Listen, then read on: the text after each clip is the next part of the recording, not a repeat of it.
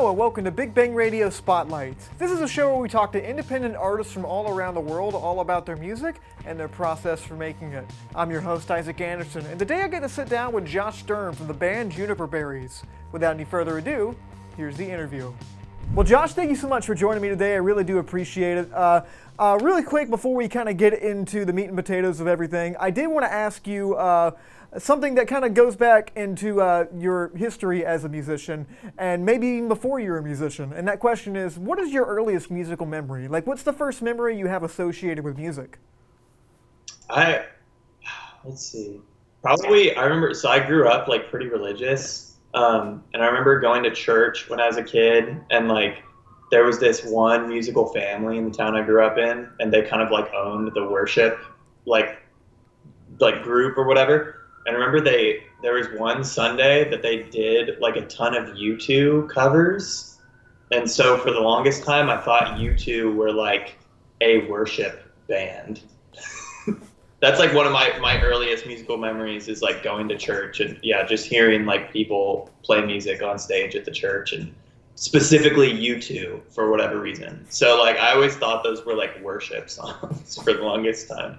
Yeah, I think U2 is like, I don't think they make Christian music, but I have heard that too. I had somebody tell me that in the past, but that's super interesting. It makes me think of U2 in a different way. But when did you get started playing music? I know you just said you kind of grew up in a religious family. Did they get you playing in church when you were young, or like did the music, like you playing music, come from something else? It kind of came from something else. I played a little bit like I started playing when I was like 8, and I played with like friends of mine that I had in the church. Like when I was little. I'm not really religious now. I kind of grew out of it at a certain point, I think. But it was really in like late middle school, early high school. I broke my leg when I was in 8th grade, and I had to be out of school for like 2 months or something. And I really started playing guitar then, because I just like needed something to occupy my time. But I got really into like Nirvana and Weezer and bands like that in like 8th grade, early high school. And so I really started getting serious about learning guitar. I'd kind of like noodled around for a long time, like ever since I was a little kid, because my mom is like a musician and there was always instruments around. But I really started like actually learning it on my own terms probably around 13, 14. Were you in bands before, like the Juniper Berries? I know you said you kind of played on and off with some friends and everything, but like, were you in like fully formed bands that were like playing shows and everything before you had this project? Yeah, I was in a couple bands. So I started out, I was in my first band. I was in for one day. Some friends of mine had this band in high school, and they were doing a recording session, and their guitarist couldn't make it. So I learned his parts and went and played them for their, like, I don't think it even came out or anything, but for their like little band. So that was my first experience in a band, was learning someone else's parts and recording for one day. But then I played with some people in high school, a couple different bands. I was in like an acoustic duo for a little bit. Then I was in this like kind of noise rock band in later high school and the first couple years of college. Then I was in this kind of alt country band for a second, playing bass. And then that's right around when the Juniper Berries started. So yeah, I was in a couple things, but nothing as, like, it was mostly just for fun at that point. Like, I was really serious about music, but everyone else I was playing with was kind of just dipping their toes in the water, so to speak, you know?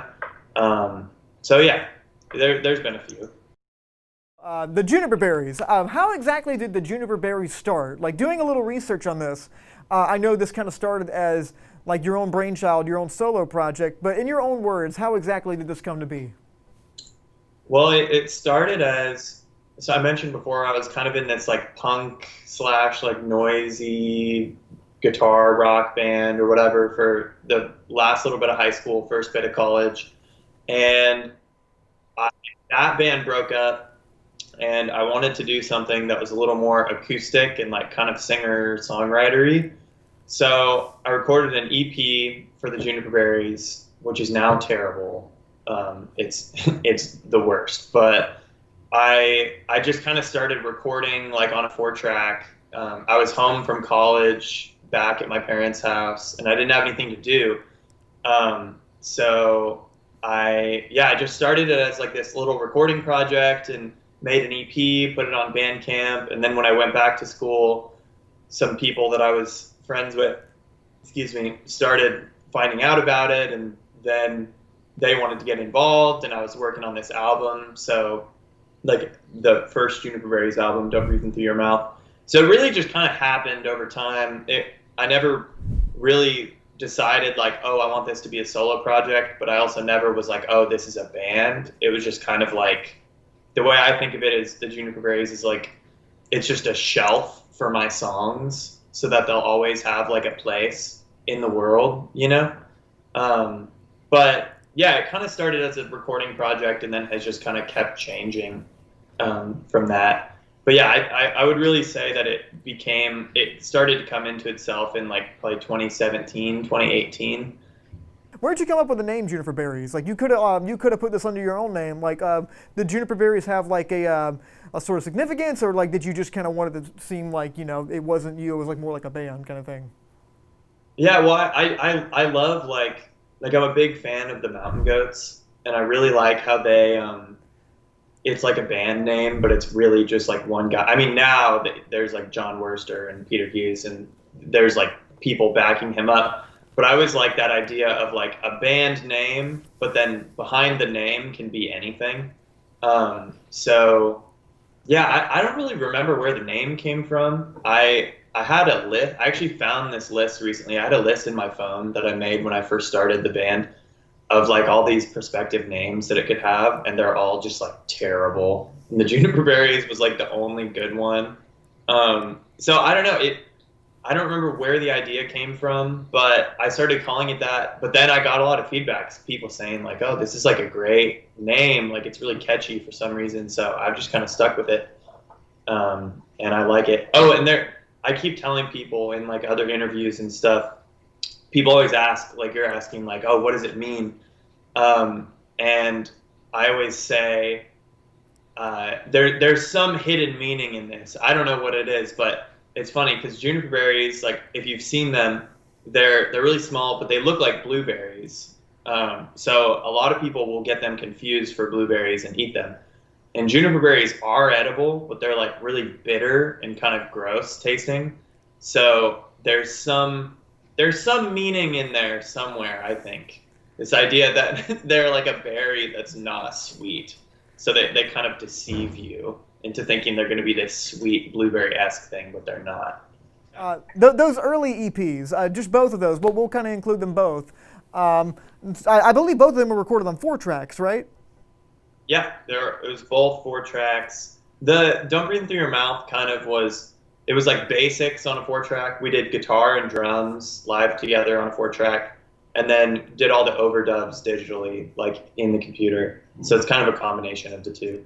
Okay. But yeah, we're definitely going for like a lo-fi, like weird experimental kind of thing, which was really fun. That record was super fun to make because it was like, you know, just like throwing every possible idea at it that we could and just trying to like cram as much stuff in there without ruining the song. So that was really fun to make. Awesome. Well, was there like a creative decision behind the 4-track, or was it just like you like recording on analog, or was it just like that was all you really had with it? I know you said the overdubs were done digitally, but like what was the thought process behind using the 4-track? Well, we just liked how it sounded a lot, and a lot of the bands we were listening to were done on like similar machines. So I don't know. It was just kind of a way of I remember. It was a decision that me and one of the old members made. We had a lot of friends that were making this like very like digital kind of like modern like pop music or whatever, which is sick. Like I love that stuff.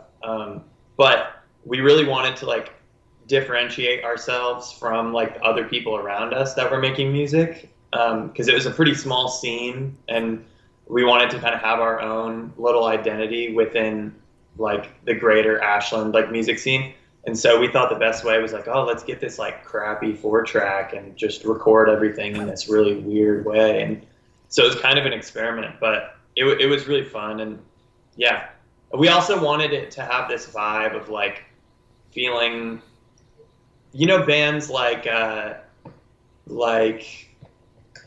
Jonestown Massacre, where their stuff sounds like it's from the 60s, but it's really from the 90s. We were kind of trying to do a similar thing where like, when you use the 4-track cassette, it sounds like it's from the early 90s or something, but we were kind of trying to play with that idea too.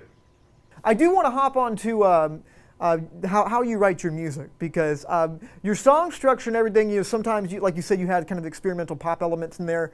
How exactly do you go about writing your music? And like that goes for like the actual music and the lyrics too. Like, do you tend to write the music first and like write lyrics around that, or like are you very much like everything's got to fit around the lyric kind of beats that I just come up with? Yeah, well, it kind of happens a little different every time, but I feel like the most common way is like I have a lot of like partial songs. Like to me, the lyrics and the melody usually kind of come at the same time. Like sometimes I'll come up with a melody without lyrics. Sometimes I'll come up with lyrics without a melody, but usually they come at the same time for me. But I feel like most of the songs, it's like I'll get like a verse or like a chorus that, I'll be playing. I write all the songs on acoustic guitar. Sometimes I write on bass or keys too, but it's usually acoustic guitar. And I'll kind of come up with like a verse or a chorus of a song. And that is like one idea, and then I always try and just flesh it out from there and like add extra sections and stuff. But I would say all the songs come from like one central idea. Like for example, that song, I don't know if you've heard it yet, Winning Streak. It's the next single. I have not heard it yet, but I most certainly do want to. Yeah, I'll send it to you. Please do. But that song, it has like a very like, there's this one guitar riff in it that's like kind of the main part.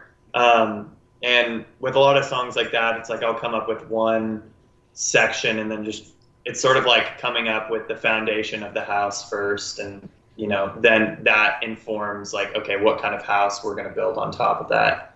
But yeah, it's very non-linear for me. Like usually lyrics and melody come at the same time, but I do a lot of editing, almost to my detriment. I'm trying to like, I don't know, as you know, editing is really important, but yeah, it kind of all comes at once, but then I'll go back and do a lot of editing, and I find it really good to like let songs sit for a long time after you come up with the initial idea, so that you don't overwork them. Heard that. Well, you mentioned earlier that you were originally from Oregon. I believe it's Ashland that you were from, right? Yeah. And I know you made a switch down to Austin, Texas, just about a year ago, if I'm not mistaken. How exactly is the music scene in Austin compared to Ashland? Like I know Austin's kind of renowned for its cool music scene, but as of the time recording this, COVID has kind of wrecked the whole world. But like even before that, like, did you get a chance to kind of dip your toe into the Austin scene? Well, so I moved here in like January, so it's only been about like 4 or 5 months. So I was just getting settled. We actually were supposed to play our first show in Austin during South by Southwest, and then COVID came. Like our show got canceled. Like all the shows for South by got canceled like 2 days before our show, and then it just was COVID from then till now. But I was going to a lot of shows before that, and I know a lot of people in the scene, and it's just crazy. It's huge. There's like seemingly infinite bands, which is great. Like it's literally the polar opposite of playing in a place like Ashland, where Ashland is small and there's only a few bands and there's only so many people in the population that go and see live music, which has its own kind of charm and excitement. But Austin is the opposite. It's like everybody's passionate about music. Everyone's a musician. every place you could go to has a stage and bands playing all the time. Like, it's just like the city just like lives and breathes music, which is sick. It's like very, very, very different, but very, very good for me, I think. So I do want to go to some of your live show experiences, because I know you've seen a lot of shows, but you've also played a lot of shows. What is one of your most memorable shows that you've played with the Juniper Berries? Like, this could either be like a good experience or a bad experience, you know, whatever really sticks out in your mind. Let's see. Probably one of the most memorable was, oh, that's a good question. I remember we played this show in Eugene, Oregon, which is like another college town. It's like halfway between Ashland and Portland, so it's kind of like central Oregon on the I-5, the interstate that runs north to south. And yeah, we played a show there in April of 2019. It was one of our last shows in Oregon before I moved down here. And it was that we played this house show, and it was just like a beautiful thing, because we'd been going up and playing Eugene a lot over the past couple years, and it was kind of known in the town that this would be like our last show there for a while, so a lot of people came out. And I don't know, they just have a really special music scene there, where it's like the love for music in Eugene. Like, I could see in like 10 years Eugene becoming a place like Austin or something, where their music scene is just growing like crazy. And so yeah, always playing shows there, but there was one really particular one last April that I think was my favorite. I can't really say why. It was just like a great show for whatever reason. Heard that. And so for people that were watching this, I know they heard that we've known each other for a little bit. We actually met at a studio in Texas called Sonic Ranch. This was about just almost a year ago, I think. It was in July of 2019. Beginning of July, right? Yeah, and I was mixing something with an engineer that I absolutely loved. And I booked the time and everything, and you were it was like your first day interning down there or something like that. And you were my first session. And it was honored, and you were a cool guy. We swapped numbers, we kept in touch and everything, and it just stuck into me. I'm like, hey, that guy's got it made. That guy, and we came from a similar background and everything. And I wanted the people in the interview, and I'm curious too.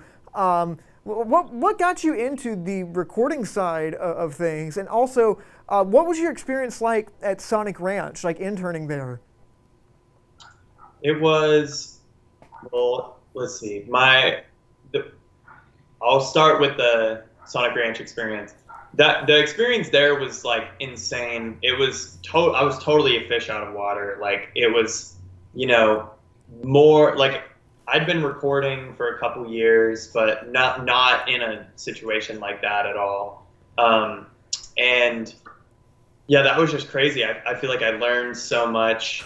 I met so many incredible people, like made so many great connections, so many friends, like just, it was insane. It felt like a fairy tale. I was there for like 3 months, and I like to tell people I learned more in 3 months at Sonic Ranch than in 4 years of college. Like, it was just astounding.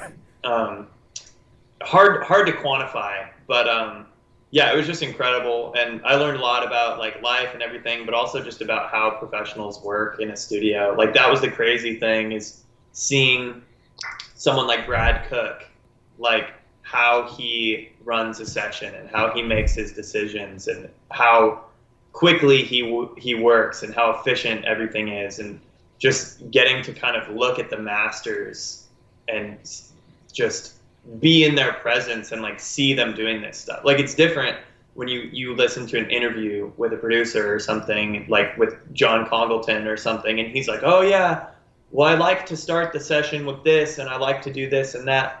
But then when you actually see them work in real life and you're in the room with them, it's like totally different. And that was astounding. But I really got interested in recording initially just because in Southern Oregon, where I'm from, there are not a lot of studios. and the ones that there are that we had access to were not very good. So me and some of my friends from high school just started recording out of necessity, really, because we didn't have anywhere to do it. And so it was a lot of, and that was actually, we talked about the 4-track earlier. That was one of the reasons that we started using 4-tracks, is because we were like, okay, well, we can either record using this really horrible digital interface and like a, terrible microphone that someone got for $10 on Craigslist. And it'll sound terrible, but in kind of a boring way. Or we can use a 4-track and it'll sound terrible also, but in a cool way.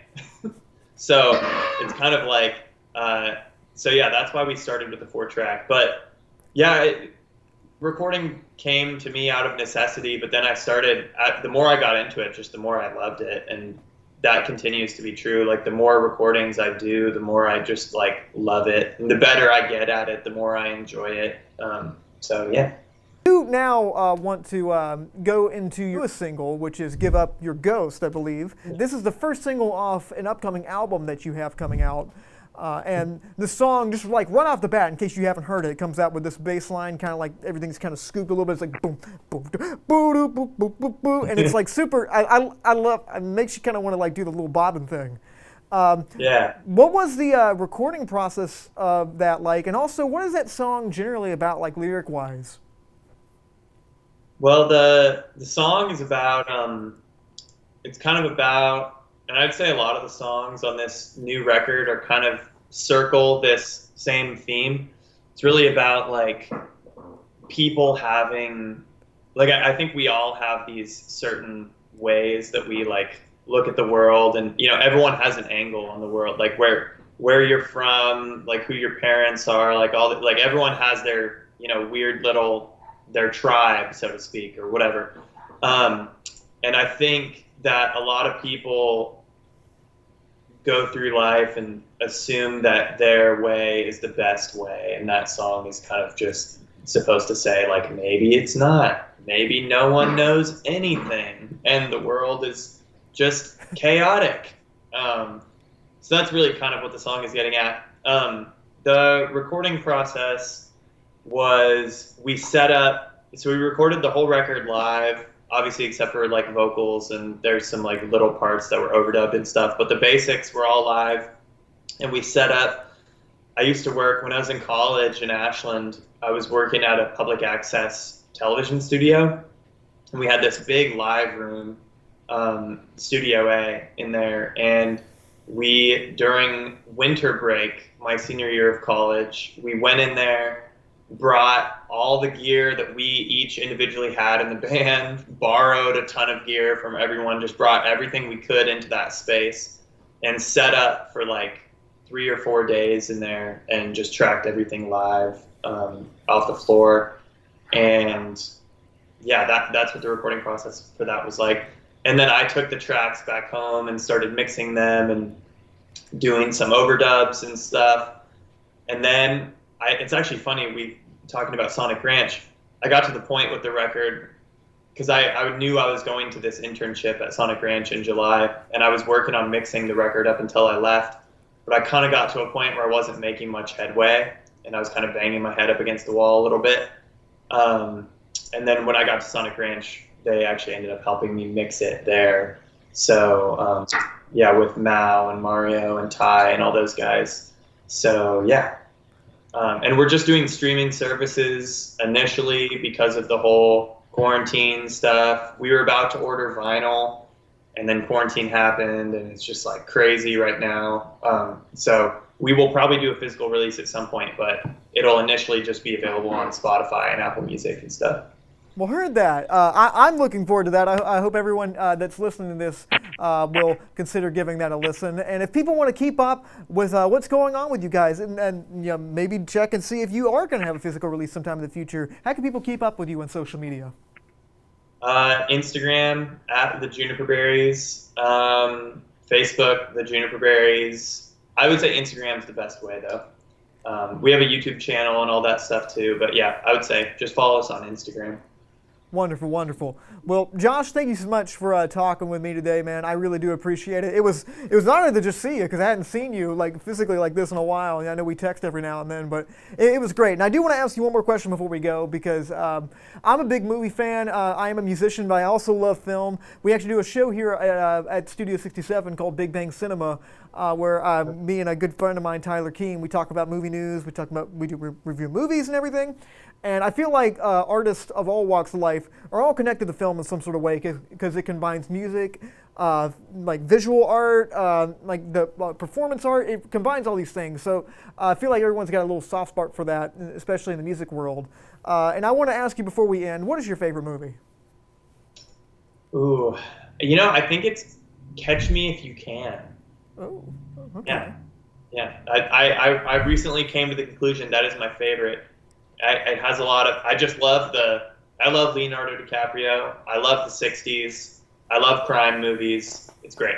Love Tom Hanks. Wonderful movie. I think it has like some of the best dialogue ever. Thanks to Josh from Juniper Berries for sitting down with me and talking all about his music. If you want to see more interviews just like this, you can go to facebook.com/Studio67NCC, youtube.com/NashComCollege, or you can find us on Instagram at Studio67NCC. Thank you all for watching. I'm Isaac Anderson, and until next time, stay lovely.